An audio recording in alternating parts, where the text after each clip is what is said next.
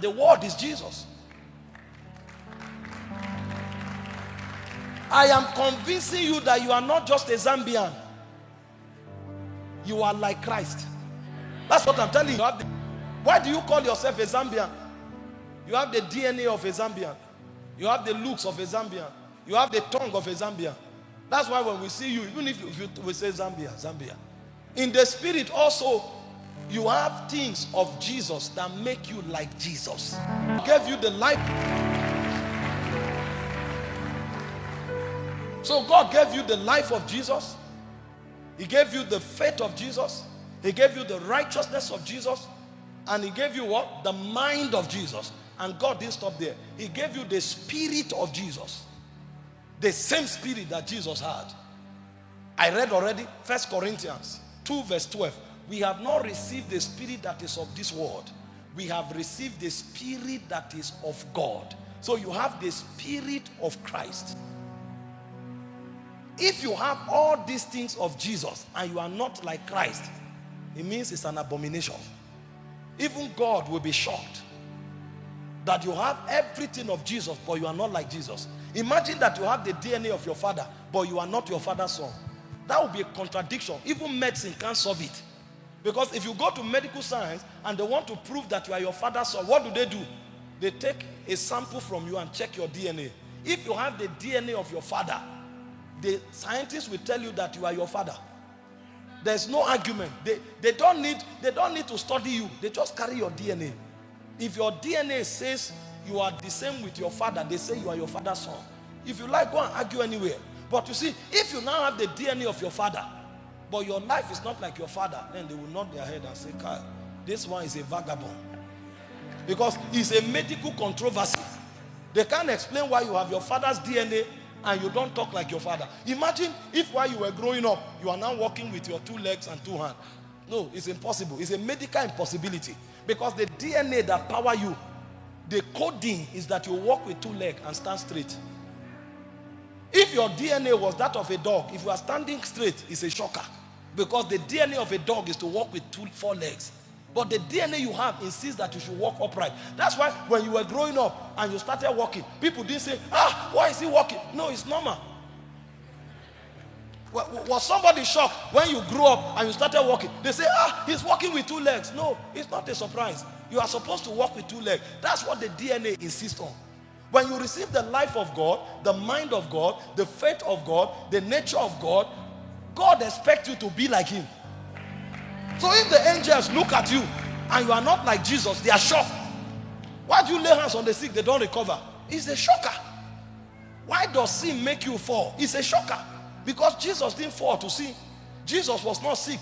Jesus, he was at the top of the rung of the ladder. You are supposed. When God looks at you, he's not hoping to see a Zambian. When God looks at you, he's hoping to see a Jesus kind operating from Zambia. So Zambia is actually the territory of your manifestation, but you are more than a Zambian. Christ in you is the hope of glory. So Jesus did not just save you, he came to make you like him. And like him means you are like God. And the apostles demonstrated it. Look at what Paul said. 1 Corinthians 11 verse 1. He said, be ye followers of me. The word follower is the word mimetos. It means to mimic, to exemplify Christ. He said, exemplify me the way I exemplify Christ. So what Paul was saying is that if I stood here and Jesus is standing here, you can't tell the difference. Unless I tell you. So if Paul prays for the sick and Jesus prays for the sick, you have the same result. If Paul talk and Jesus talk, you have the same result.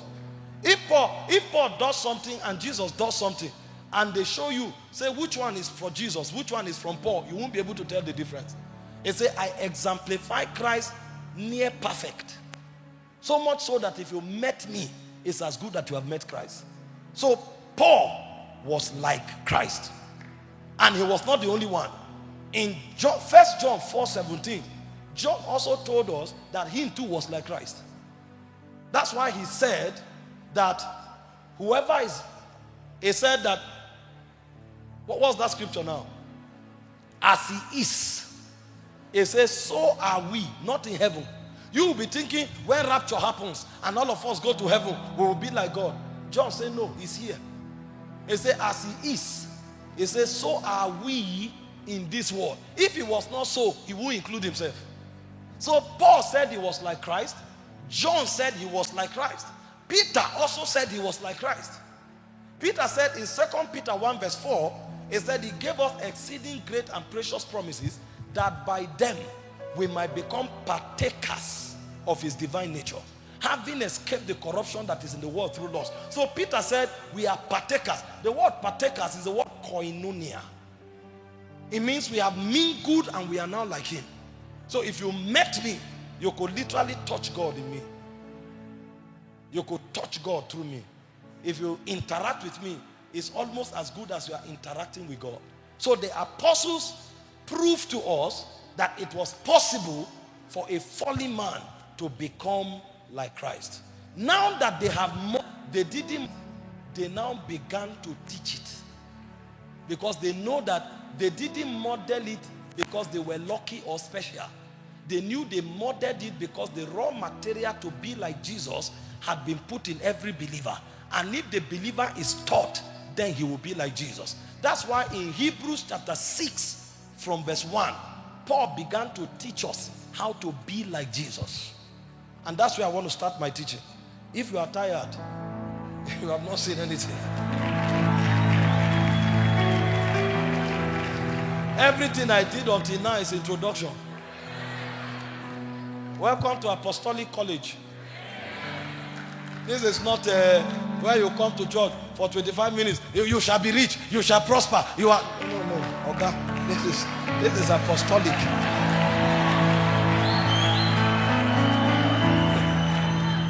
I'm not saying that is bad. We do that once in a while, because if God is waiting for you to mature before you have everything, all of us would have died. There was a time in my life when I didn't have faith to fight sickness. God sent people to lay hands on me to be well. But after I got well, God still was teaching me. So while you are maturing, there will be times when prophetic words will come, laying on all of those things are good. But I'm saying this is an apostolic conclave. We will screw into the word a little. Those of you that are used to 25 minutes word, after you hear for 25